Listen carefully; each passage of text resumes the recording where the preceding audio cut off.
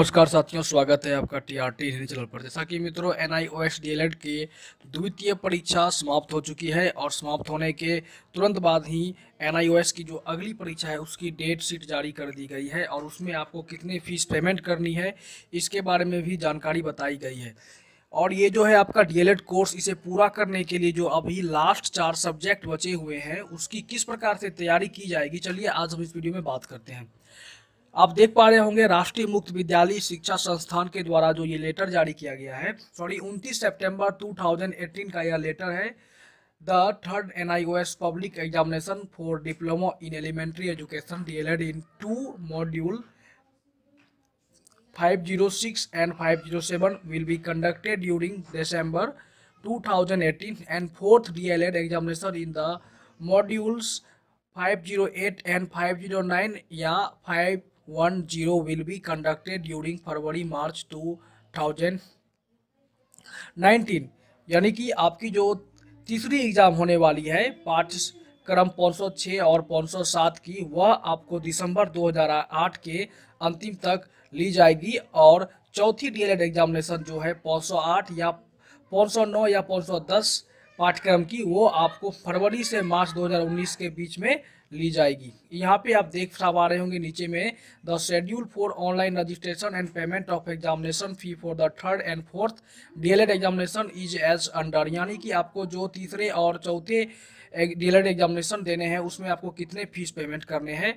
तो यहाँ पे जो आपके 4 सब्जेक्ट बचे हुए हैं, understanding children in inclusive context और कम्युनिटी एंड एलिमेंट्री एजुकेशन।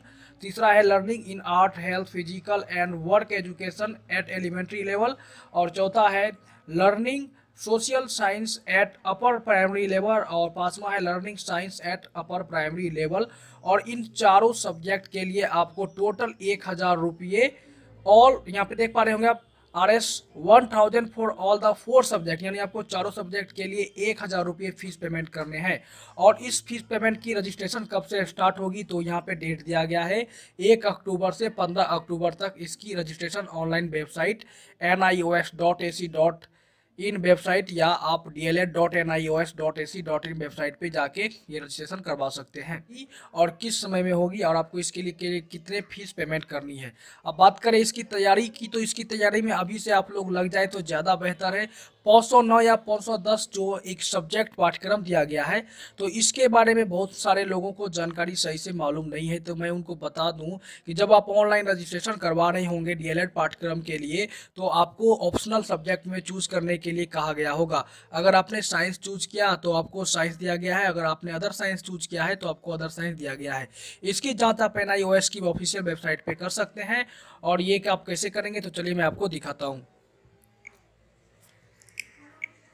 अब अपने मोबाइल या कंप्यूटर में गूगल क्रोम की सहायता से dled.nios.ac.in वेबसाइट को ओपन कर लेना है आपको। जैसा कि अभी आप देख पा रहे होंगे ये वेबसाइट मैंने ओपन किया।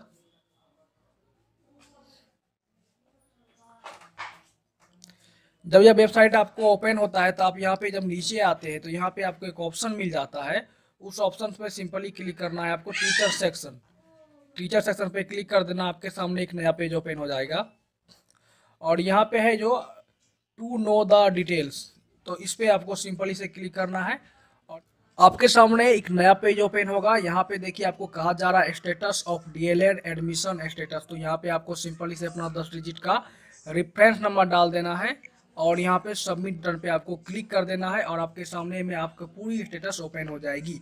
यहीं पे आपको देखिए कॉलम दिख पा रहा होगा ऑप्शनल टीचिंग। यहाँ पे देखिए 1 चूज किया गया था मेरे द्वारा, तो यहाँ पे लिखा गया 1 is for science and 2 is for other than science.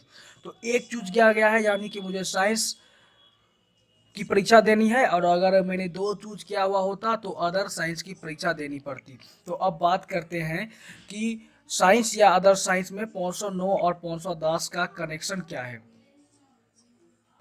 तो यहाँ पे आप पढ़ पा रहे होंगे 4 और 5 में 2 सब्जेक्ट का नाम दिया गया है learning social science at upper primary level. तो आपको, अगर आपने ऑप्शन में 2 चूज किया होगा तो आपको इस 509 की परीक्षा देनी है, और अगर आपने 1 चूज किया जैसा कि मेरे अभी स्टेटस में शो हो रहा था, तो मुझे learning science at upper primary level की परीक्षा 510 की देनी पड़ेगी। तो मित्रों, उम्मीद करता हूं कि वीडियो आपकी समझ में आ गई होगी कि आपको परीक्षा कब से देनी है। वैसे आपकी ये जरूरत के लिए मैं हमेशा उपलब्ध हूं। आप जब भी किसी प्रकार की दुविधा में हो तो आप मुझे कमेंट्स करके पूछ सकते हैं। मैं आपकी पूरी मदद करने की कोशिश करूंगा। तब तक के लिए मित्रों, आपका बहुत बहुत धन्यवाद। आपका दिन शुभ रहे।